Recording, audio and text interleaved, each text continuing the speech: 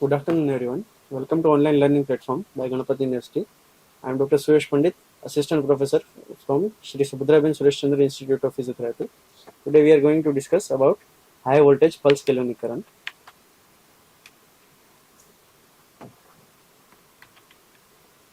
Introduction.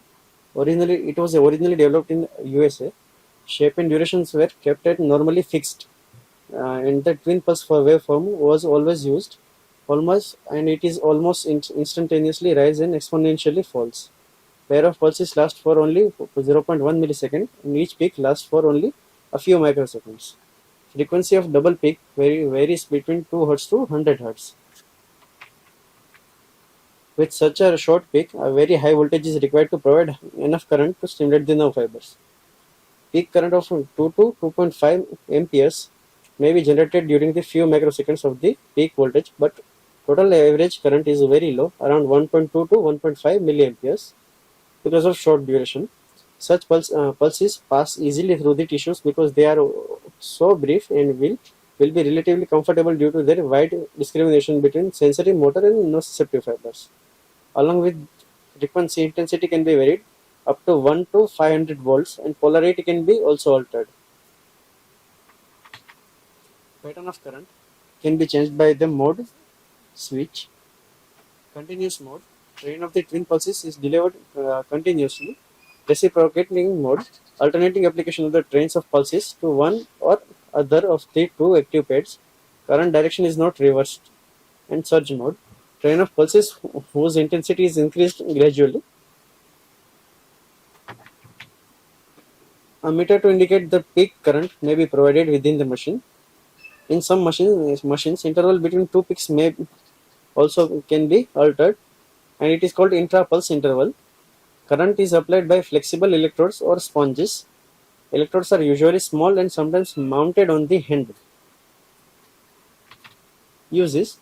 It is used for one of its uses is wound healing. It propagates proliferation and migration of the epithelial cells and connective tissue, and can increase the uh, speed of the proliferation via use of electrical fields or of the direct current. High voltage pulse galvanic current is reported to induce human fibroblast by increasing rate of DNA synthesis and protein synthesis, and hence inducing healing. The procedure involves cleaning and debridement of the wound and pack it with the sterile saline soap gauge piece, placing the active electrodes over the gauge and inactive electrode proximally to the wound. Using the electrodes with negative polarity as active electrode for the bactericidal effect, and using the positive electrode as active if the wound is free from the infection and any other contaminations. It is also used for pain modulation.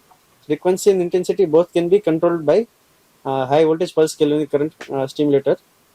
So it is possible to apply high frequency and low intensity pain gate control, as well as low frequency and high intensity stimulation supraspinal level of the pain control for the pain modulation. It is recommended for all kind of pain like acute, chronic, neurogenic, or subacute, etc. It can be also used for muscle stimulation. It is used for stimulating the innervated muscle fibers.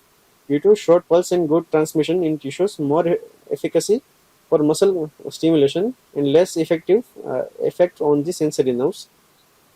Hence, it is used for muscle strengthening and reduction of the disuse atrophy of the innervated muscles.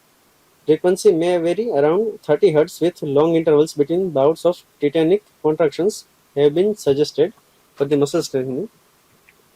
Edema reduction, effect on vascular system, rhythmic muscle contraction and relaxation, pumping effect and increase in the blood flow in the muscle and surrounding tissue. It can also decrease the edema. Direct effect on the autonomic nerves, head to local vasodilation, increasing fluid exchange in the tissues and reducing the edema. These are the both mechanisms via it reduces the edema. Reduction of the muscle spasm, ability to stimulate the innervated muscles recommended for the treatment of the muscle spasm, and hence increase the joint mobility and reduce the muscle spasm. Thank you. So that's all. Hope you all learned well. Thank you.